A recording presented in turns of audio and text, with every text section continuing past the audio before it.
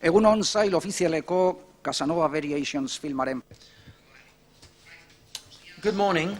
We're going to commence the press conference of the official section, Casanova Variations. So therefore, please, can the photographers please finish doing their work, if you'd be so kind.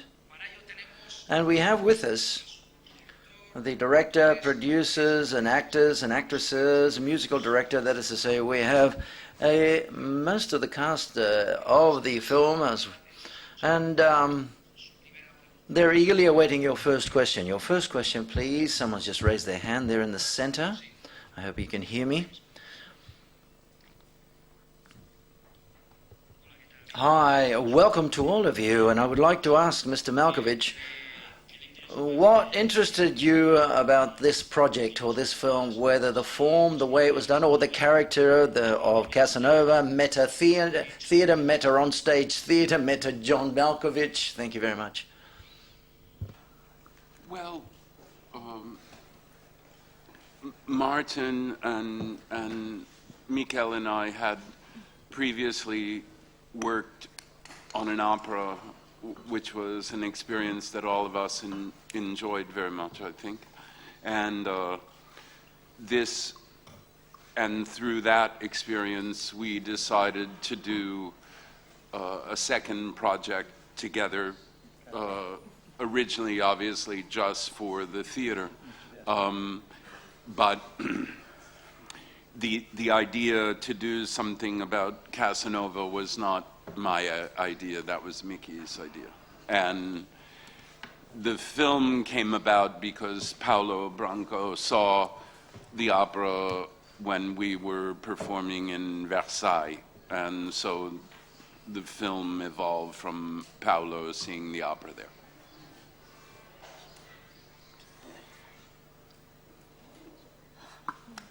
Buenos días. Hi, good morning. I would like to ask Mr. Malkovich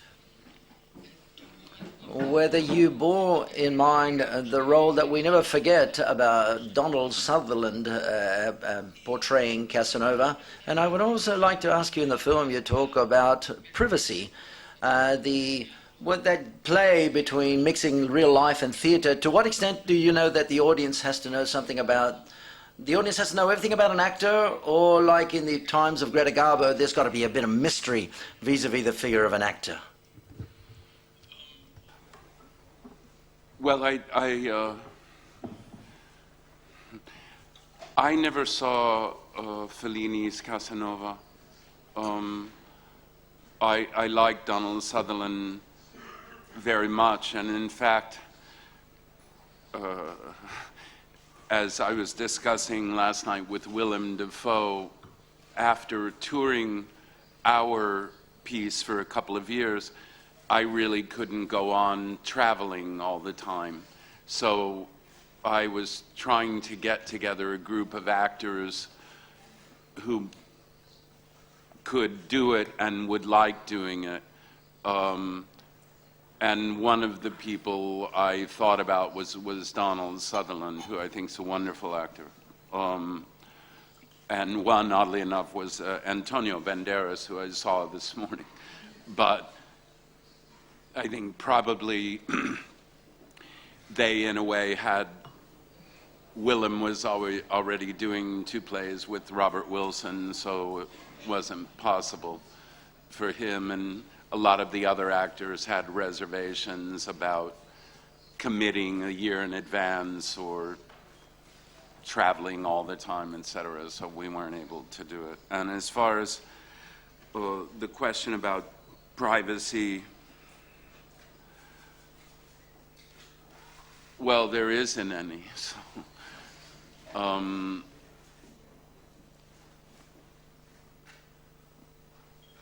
a certain level, but on another level,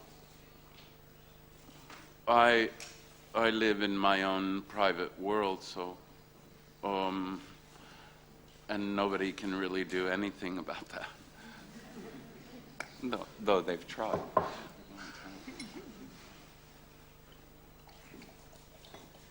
Good morning. Morning. I have a question for both Michael and Mr. Markovic. So, as a director and a performer, I would like to know if you give importance to what critics say. I mean, if it worries you or anything about the movie, or not really. Oh, yes. Thank you. If I may start. It's very important for us what critics say because you are like our help to reach the public. And with a film like this, between all the chairs, we need the people to understand what kind of film this could be. So we need you very, very much, and we are very, very afraid of you. And on the other hand, we hope that the film is strong enough to kind of find its way to your hearts and through your hearts to the way of the hearts of the public.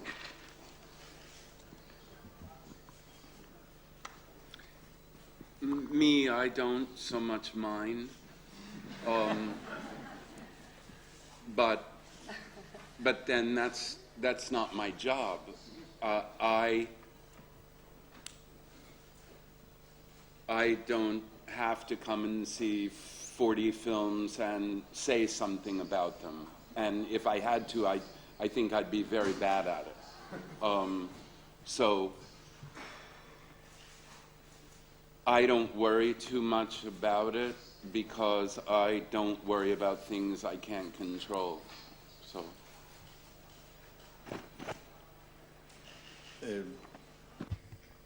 Good morning.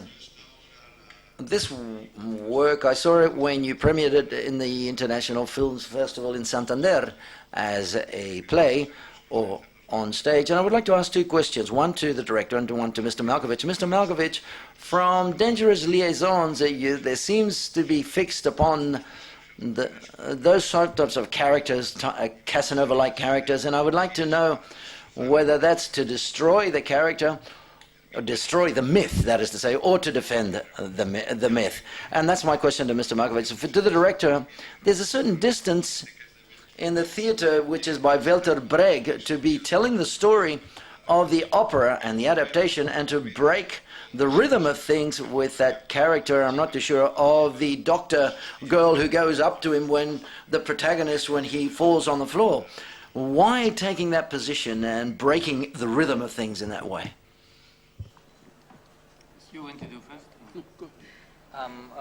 If it goes about the structure of the film, so we, as we have been touring 4 years with 2 different plays around the world, I had the strong wish to combine what we experienced around it. So we kind of invented another line, which is a line about a legendary man and a public persona, because Casanova was a very, in the 18th century, he was very famous, but he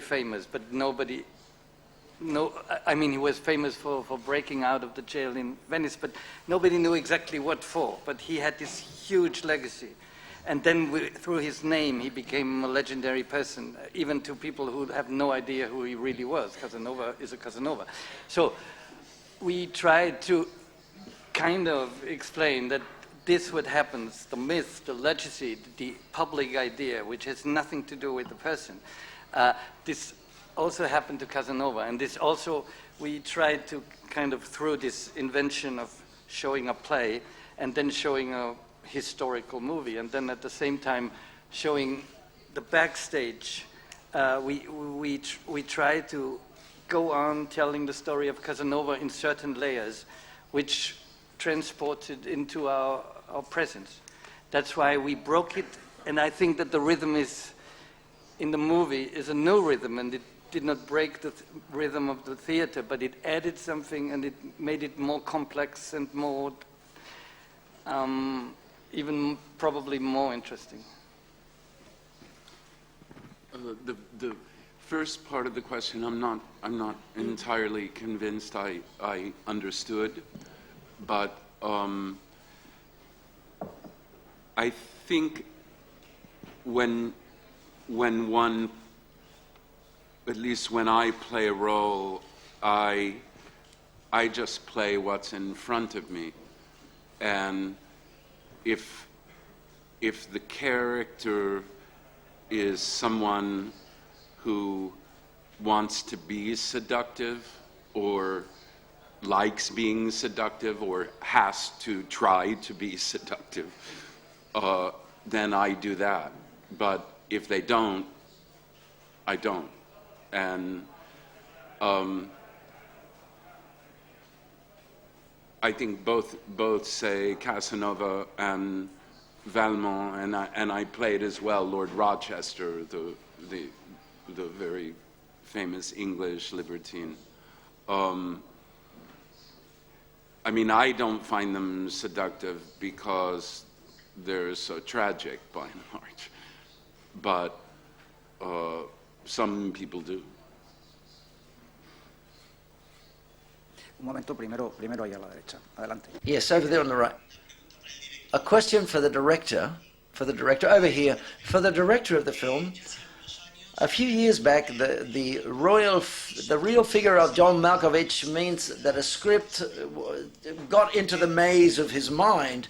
And now all of a sudden you break time and rhythm and space and you mixture the real figure of John Malkovich with an opera. What's the power of attraction that the real figure of John Malkovich has to modify the whole story?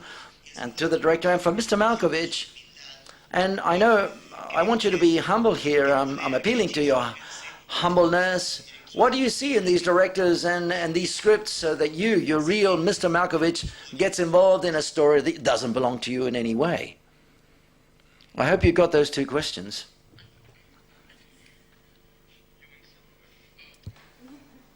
Well, my feeling about really anybody is they may be talented, and they may be very talented. The fact that they're not known doesn't mean anything to me. All my life I've worked with people who weren't known, but I thought were talented. The film I directed, Dancer Upstairs, it took me 8 years to make it because everybody kept saying, who is Javier Bardem? And why would you want him to be in a film? That's life. I don't complain about it, but it's the way it is. So for me, I've worked with many first-time directors or directors who weren't very known. But as I said earlier, Mickey and Martin and I had a very good experience doing our opera. Mickey had done a film before. He'd studied to be a film director. I didn't have any doubts about him. I had some doubts about the structure of the story, which really only had to do not really with the story, but the oddity that there had already been a film called Being John Malkovich, which wasn't about me at all, and which I had nothing to do with except as an actor. But when my movie producing partner, one of them, a woman called Leanne Halfon, when she read the script Mickey had written for the movie, she didn't find it problematic at all. And I normally feel, especially in this instance, that she would be more objective than I would be, because obviously I wouldn't be very objective about it, obviously. So, but I didn't have any doubts about doing it because I'd worked with Mickey for years, and Martin, and Florian, and Veronica. And I think it's the 6th or 7th film I've done with Paolo. I had worked with Lola because she was in my production of Les Liaisons Dangereuses in Paris a couple of years ago. So it was a group I felt I knew by then quite well. But as usual, I mean, any relationship, even a working relationship, has a starting place. And just because someone isn't known doesn't matter to me. Por favor, los fotógrafos terminen ya. Photographers, please stop taking photos if you'd be so kind. Next question. And the question was, if just about the private John Malkovich, we thought we'd be playing with what really happened to us in many, many, many performances, and we put a few flashes of this into the film.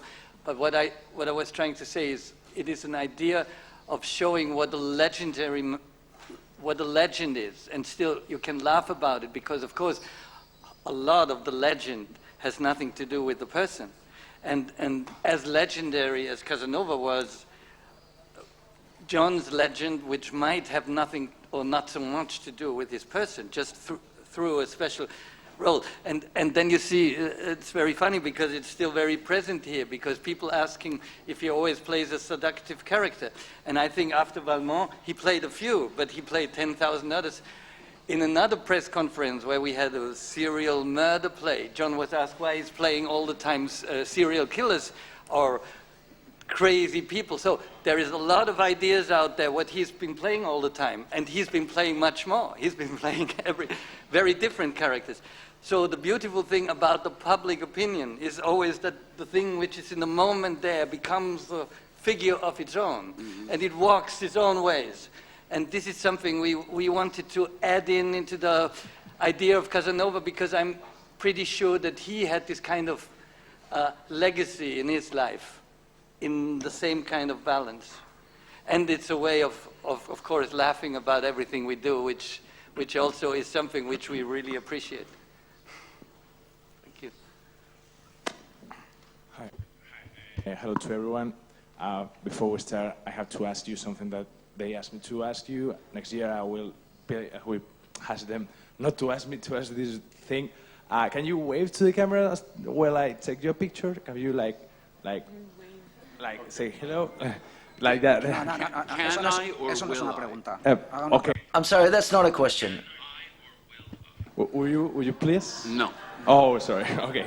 Last time it worked. The Okay. question, please. The question is, and I'm going to ask it in Spanish because I'm not sure if I would be able. It's for all the cast. Para todos, And answer this question is most of all to the feminine cast. How did you feel about working in a movie where Casanova is just like a great figure, and the feminine cast, the feminine actors, the girls that are around? I said I was going to ask it in Spanish, but I'm asking in English. Sorry. The girls are just aligning his book. Were you afraid of not having presence enough to be more than that? How did you work that? How did you work the presence in the film? Thank you.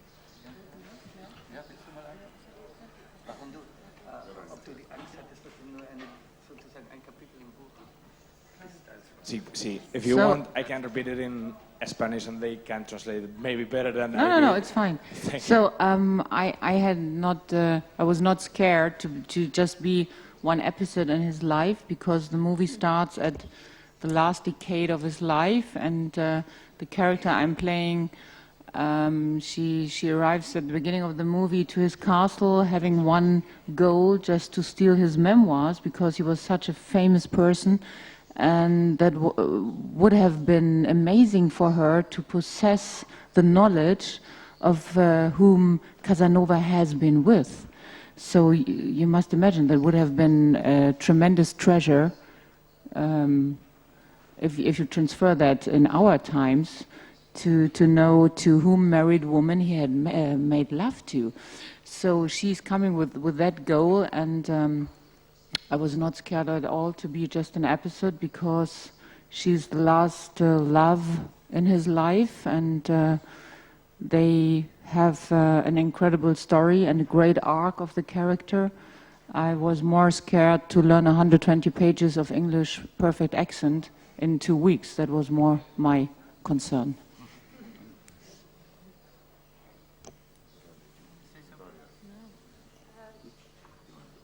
No, not at all. Every woman just passed through Casanova's life and were just moments of pleasure in his life. And in my case, in my character's case, he was like a rock star for her. And all she wanted to know was if it was true, if he was that incredible as they said he was. And I think she understood that at the end, and that's all she wanted and needed. So was he? I don't know.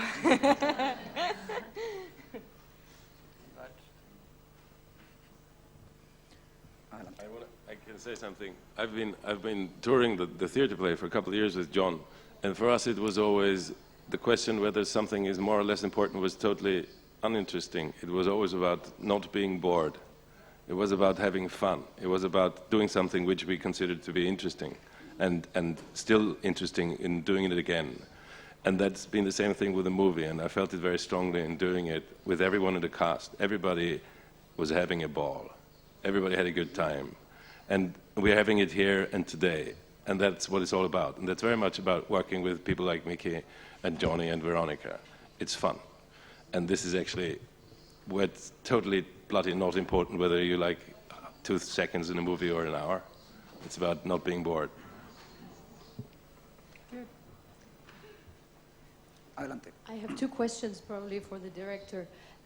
First, was there any space for improvisation even though the stage or the play was quite set? And secondly, how was it to work with the light and the changes of atmosphere between opera stage and palace stage? Yeah, first of all, we kind of together developed the program of this whole thing. It's called The Variations. And this is how John and I worked together on the first piece we did, theater piece called Infernal Comedy. And we found out that we both are very interested in a form that gives you a way through the woods, but you decide which tree you want to pass. So there's a lot of freedom and a lot of improvisation in there. And something which I don't know if it had been focused on here, but we have there is a very strong part of this is a musical part. And we have recorded everything live, which never happens, in normal, regular opera films do playbacks. So they go to a sound studio and prepare a perfect opera recording, and then people just move their lips, and we recorded everything live. We have a conductor, Martin Heidelberg, where is he? Who is capable of, following singers while they are in front of the film camera with the whole orchestra. So we had a terrible disadvantage or advantage that we could not be easily perfect, but we could try many times, try different times, and then on the editing, and there's a wonderful editor, Evie Roman, where is she? She's, I think, down there. She had tons of material, but everything, there were big mistakes, there was no continuity, there was no, because every time the people did something differently. So we always had the program that we wanted very, very alive, and we don't care if it's perfect, but we want the expression be as good as possible and as present as possible. So we want to catch what the theater can do for a movie. We didn't want to have this kind of, okay, I'm filmed now, so I'm no, we wanted to be more present than in the presence of the theater. And that was one thing which was above everything else. We want to catch the moment, and that's also the program of Casanova. When he says, I need variations, I cannot repeat it because repetition kills. And your second question? About the lights. About the lighting. So we decided to have everything filmed with handheld camera because we can't know what's going to happen, so we can't prepare trails because they would always run away from the trails. So we had the cameraman to follow and to be able to react on anything. So we had sometimes 1, sometimes 2 cameras, and we went on and on. So we decided we have to do the same kind of aesthetical project for the historical film. First of all, because there are not so many handheld historical films. They always like in opera, they always have a kind of very well set classical way of doing it. And I thought we want to get it out of this kind of seriousness into something which is very alive. So we decided to do everything on handheld camera. And we didn't want to have a completely different life because we wanted to switch between the worlds without showing you the threshold. So there are some times when you don't know if you're in the castle or on the stage, and next moment somebody's starting to sing, and then you see, oh, there's an orchestra, and then we're back there. So we wanted to have the best freedom, so we had to kind of put everything into the easiest and the most alive kind of way of doing it. Thank you. Hi. Question for Mr. Malkovich. Mr. Malkovich, Ivieroti says, in the paradox of the comedian, gestures, times, and managing of your voice, furor, rage, it all forms part of a room with reality which is configured based upon memory. When you finish the representation, the actor doesn't feel any pain or melancholy. He is not disturbed. He just all of a sudden gets rid of all of those memories until a new rehearsal comes along. That, according to Diderot, is the paradox of the comedian. An actor should not feel anything. Only the viewers, the audience, should feel. Do you agree with that philosophy? And finally, and before you mention Donald Sutherland, when he played Casanova, however, for me, the most important portrayal of Casanova was done by Marcello Mastroianni in the film of Ettore Scola, Il Mondo Nuovo.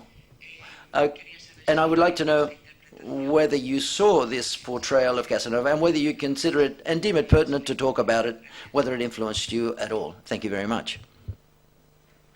No, it didn't influence me. I mean, I knew Marcello and then actually had the great delight of working with him. And I mean, Marcello Mastroianni, there's not much you can say.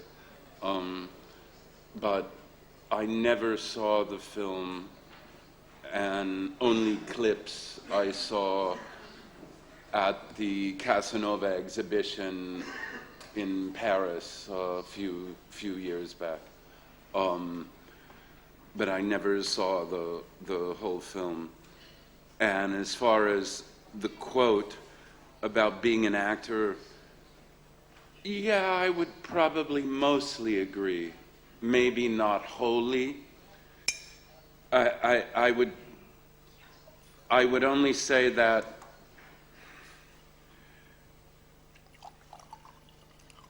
I would only say that an actor feeling something does not preclude an audience feeling it also. But basically, I would agree that I, anyway, think of acting more as kind of therapeutic. And even if I happen to feel some of the things that character feels, it's likely that I'm lying, and even to myself, and B, I don't think it matters, because it kind of passes through you. And as he said, then you're on to the next rehearsal. And I think that's healthy, actually. And I feel the same way, for instance, about the music.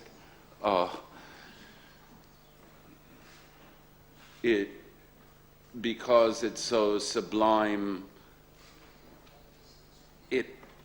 it may provoke feelings of the sublime in us, but that doesn't make us sublime. Far from it.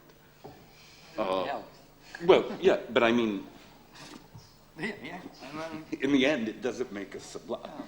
And that's very sad. But c'est la vie. Exactly. Hello. I would like just to say something about this aspect of what was really a kind of enormous defeat for this project, and it's the idea of the risk that for example, Martin took and the singers to be on direct on this theater for so few days, and accepted it because we didn't have any chance to come back, and to have the singers singing in direct like this, the orchestra to be there in direct with these conditions, and what they really accomplish, it's incredible, and that something for the producers was we were afraid at the beginning about that how they could take this risk with so few days coming and going, being there in direct, because all the music that you saw, that you hear in the film is really on direct. Nothing was, after arranged or something like that. And this is, I just have to say that in public for once. Okay, thank you.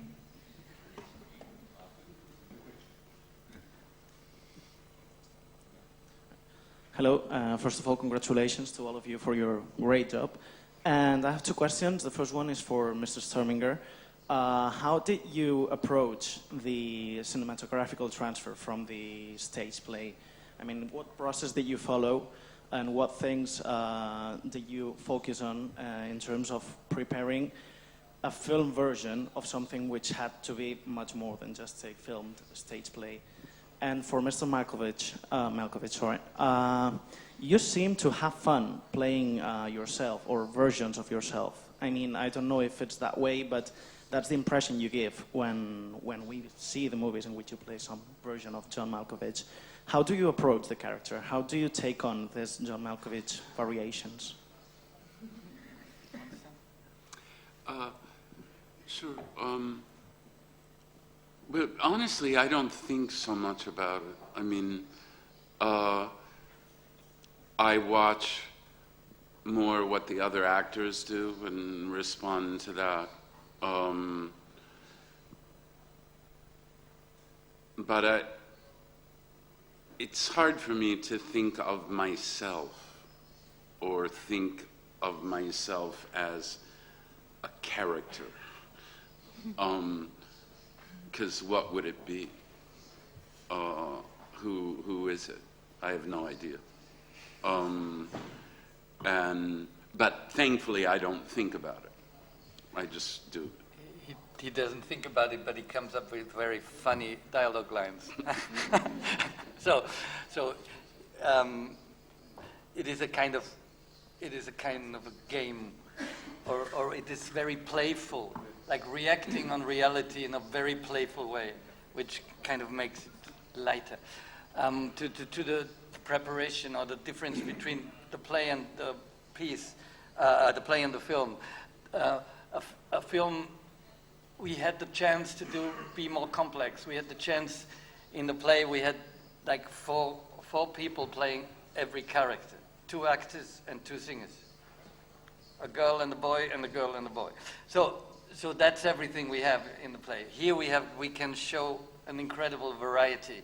You could never have all these fantastic actors and singers on one stage for one evening. Nobody would pay for that. I mean, maybe the Metropolitan Opera, but they wouldn't invite us until now.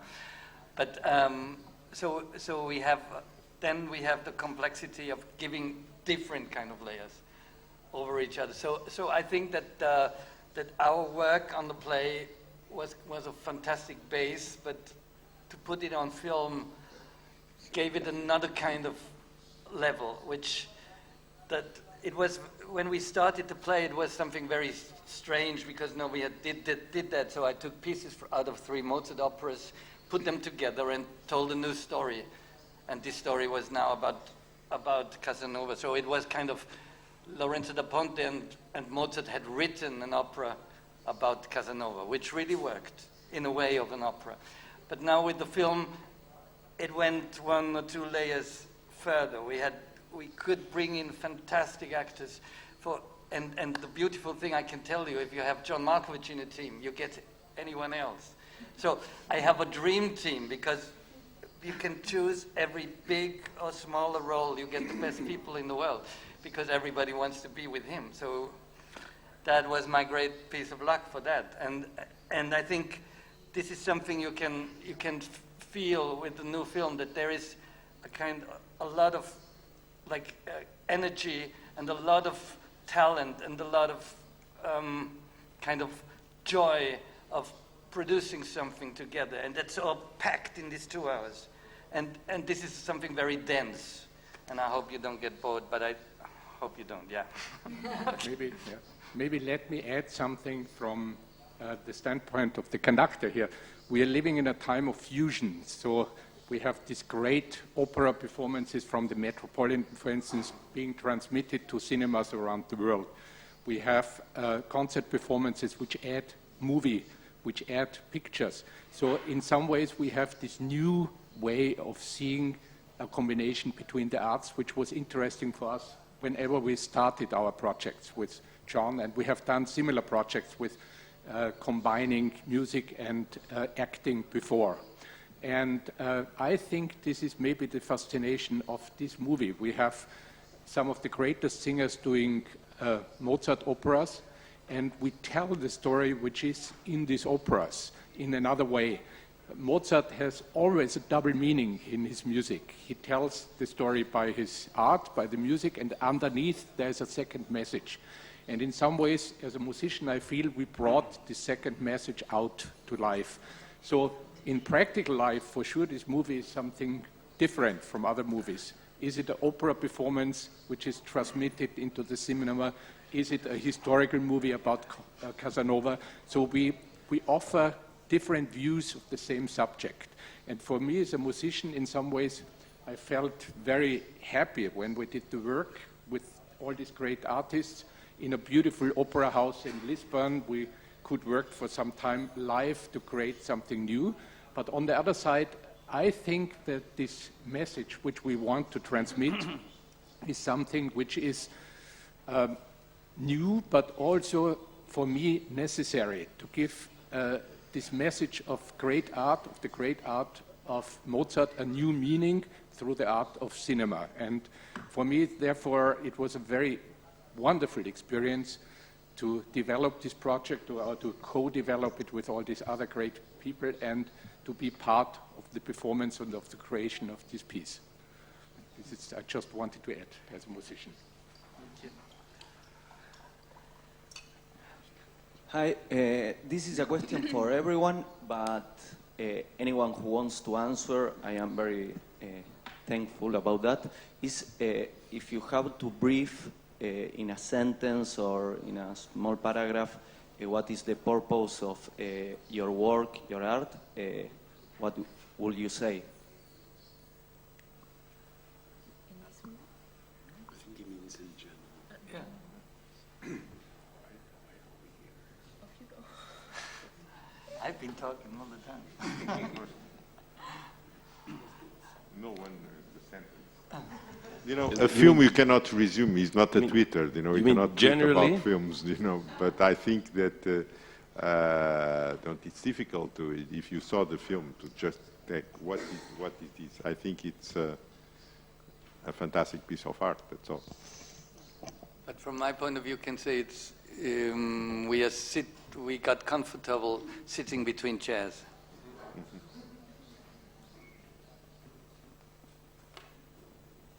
Bien, siguiente pregunta. What is the purpose of your work in general, or with this movie? No, in general, sorry. In general? No, sorry, I am going through the movie to the self of each of you as so very an general. artist. Yeah. But that's a big question, yeah. Oh, yeah. Yes, and I think it's useful. Of course, but I don't want. It's just a question if it's short enough. I would say to not, in a philosophical way, to work on art or to admire art is both to not to feel so alone. To find someone else who felt the same. To have the illusion of finding someone else for one moment. Yeah, but I'm felt the optimistic. same. Probably he's not, but I actually this find is totally people optimistic. who did the same. It's not an illusion. No, but the question is big. You can answer it in the smallest scale. It begins with, I have the privilege to choose as much in what I do and don't do, to not be bored, to do something which is fun and interesting, to spend a good time, to maybe then be lucky enough that other people have with the product and good time too and are not bored and interested, and that is something which like spreads. And I live one time only. And that's, I mean, it's my motivation for almost everything I do. I know I will live this one time, that's it. So if I get a chance, look, I'm having a ball here. I come from a different world. I'm a classical musician. So if somebody calls me and says, you want to make a movie or a theater play with John Malkovich, I live one time. Yeah, of course. I don't know if you movie people know what kind of musicians we have here, because there was no question about Jonas Kaufmann now, and he's really the most famous tenor of the world at the moment. But every one of the singers of this production are such high-class people that if they were movie people, everyone would get hundreds of questions, of course. And the thing is that the musical world and the film world are quite apart, and they fear each other. And this film might be a little try and have no fear. I think I would answer your question by saying Paulo produced a film of Manuel de Oliveira's, which I always thought had one of the great ending lines in all of the century's cinema, at least that I saw, which was a film called Valabram, and it ends with the phrase of a character saying, "No one is so good as I in pretending life is beautiful." And I think that's a sort of a good definition anyway of why I do what I do.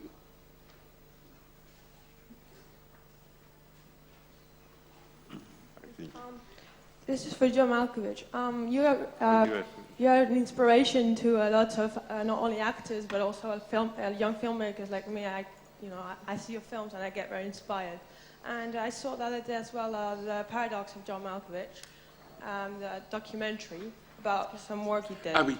Yes. Mm-hmm. And in which you said that like the people you worked with, the young people you worked with, also inspired you and taught you a lot.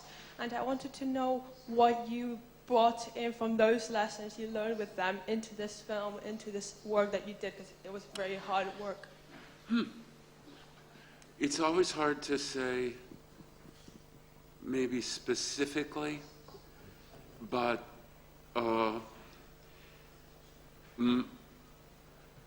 my work with them was so inspirational to me because although I know they put great effort into it, all of them, it didn't seem like it. And it seemed like they could do everything effortlessly. And I liked, of course, any production has drama and any production has troubles and any production has this and that, but they really worked with great passion and style and pretty fearlessly. And yeah, I'm sure you probably were afraid, but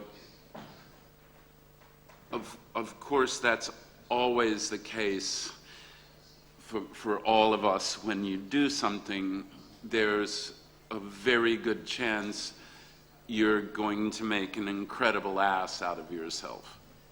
Okay, but every performer has to get used to that. And the young actors in that, even from the time of their auditions, I was moved by their talent. Oh, talent is very, very moving to me and very inspiring.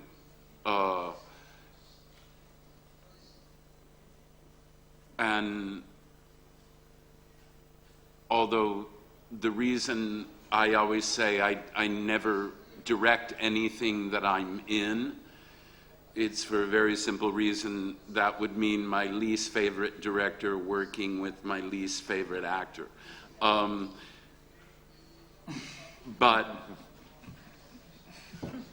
having said that, they were a great inspiration to me as a director. You know, I didn't act with them except now with Lola being in this, we acted together. But it's so nice.